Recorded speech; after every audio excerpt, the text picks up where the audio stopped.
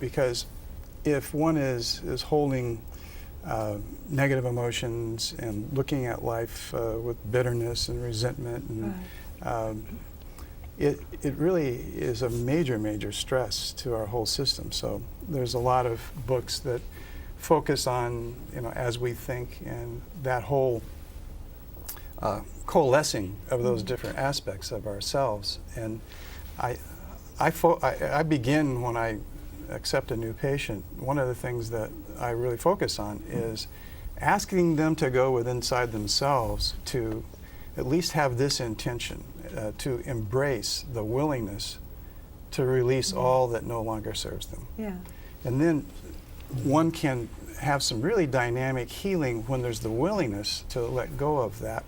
If it serves, hold on to it, but otherwise let it go. And then I would say what David was mentioning is knowledge. Knowledge is power. And the more you understand about how our bodies work, then you can take action early on. If there's a pan on the stove that's aflame, get it off the stove. Don't wait till it's firing and there's smoke coming everywhere and you've got to get the extinguisher. You better get the extinguisher. You better not let the kitchen get on fire. And next thing you know, if the house is on fire. And so if people understand some things that they can do with herbs and food and just basic, how you deal with a fever, for instance, because any childhood illness, we get fevers, and children can spike them fast, because they have all this vital energy. But the fever has a purpose to keep the body from proliferating. The bacteria and the viruses aren't able to proliferate, and so it has a natural immune system response. You want to not put out the fever or suppress it.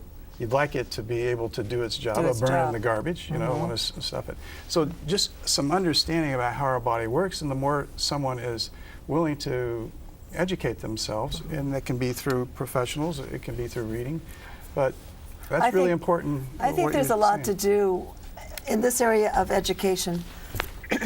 My opinion is, because of the work that I do, that ties into sending people to people like you, if not you literally. Seriously. I think it is about self-awareness and that self-education that has a big place in life today, because we've got that anxiety and stress out there in our society right now that it needs to be managed, and it can't be managed by pharmaceuticals. It has got to be this emotional management, I think, and then the assistance of professionals to help them, like the three of you.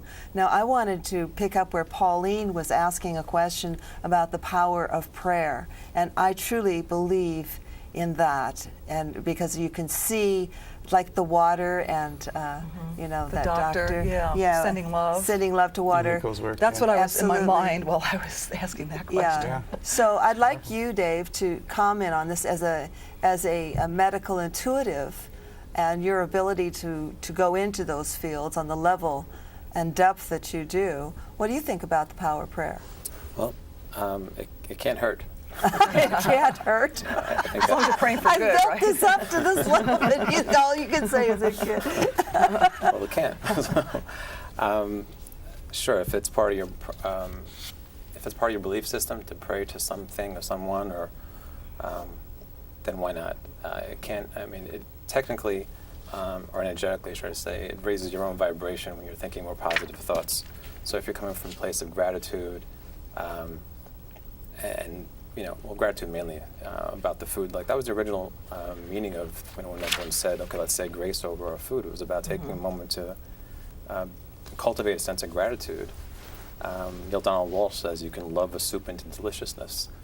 And, even Native Americans would pray to the spirit of the animal. Yeah. So it all coincides. It's all connected. And, I think those things raise your own vibration. And in What the Bleep We Know, that movie that came out a couple of years back, they actually spoke about how the enzymes, I don't want to get technical on it, but basically how it affects your digestion. So if you're coming from a place of gratitude, you get the digestion that you need, as opposed to rushing or while distracted. And in this country, it's a big problem because we're always, let's go out to eat. you know, Right. and then family stress while you're eating. People watch TV. There are movie theaters that have dinners, you know, and Read you're the watching a papers. scary movie, you know, and you're not going to get the digestion, really. Well, there's that lack of awareness. And when you start educating yourself and realize that there is an exchange of energy in life, whether it's sitting in front of a television and watching something that makes you laugh, which is very healthy for the body, or something that's very, very scary, that's interfering with your nervous system, that interferes with your digestion, let alone your emotional state before you go to sleep at night. Yeah. We look a lot at various levels in these healing practices. So working with diet, working with exercise, working with emotions, those are all important treatments. The way that homeopathy works and Chinese medicine and emotional healing, working with various healers, is that the state changes.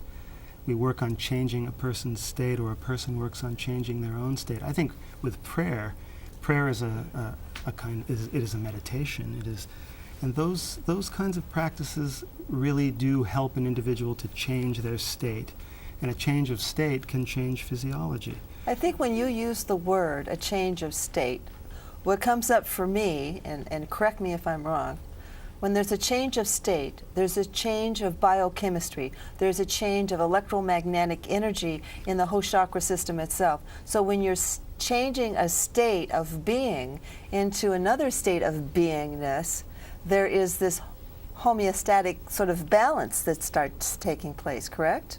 Absolutely. Okay. And every practitioner in the country and in the world who deals outside of the conventional realm of medicine knows this to be true, that when therapies are applied that change a state, that lab values change, that lesions change, that energy changes, and that this can be followed even with conventional sorts of monitoring apparatuses, but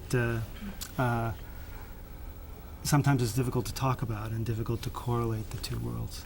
When we're talking about the body and its response to energy, do you remember, the three of you, do you remember back in the 70s when they were experimenting with scream box, where they would, psychologist would take his client and put him in this specially built box, and it had a little, I saw a picture of it one time, I was horrified, and it had a little leather seat in there, and they would go in there, and it was soundproofed, and they could check on them as they were in there, and they stayed for a period of time, and all they did was scream. Scream therapy? Scream Primal therapy. therapy. Primal screaming. And I was going crazy thinking about this, because you're in a container, you're screaming, and it's coming right back into the field. So what have you accomplished? What you put out comes back. for sure. Exactly. And I think that's an important thing in regard to prayer is being in a place of invoking that which you want to create, that which you want to attune to. And I think it's really important for us all to be able to go to that quiet place, which is where, if we're going to say a prayer or meditate, or where we feel connected, it's a state of connecting with that being within us. We're, as human beings, the being part that connects us all, that we are all of that being. From the one comes the two, and from the two comes the three, and from the three comes the many, and all of our sacred geometry that we outpicture. But that beingness is the God within, whatever you want to call it. You know, I mean, it's like that which is sacred, that the being part of the human. You know, it's like, if you can name it, then it's not the eternal Tao, if you can put a name on it. But we here in the West, we call it God, and they call it other names. But there is that part of us that is the human being, whatever you want. I think accessing that, the more frequently we access that, then that would be profound in the works that we do.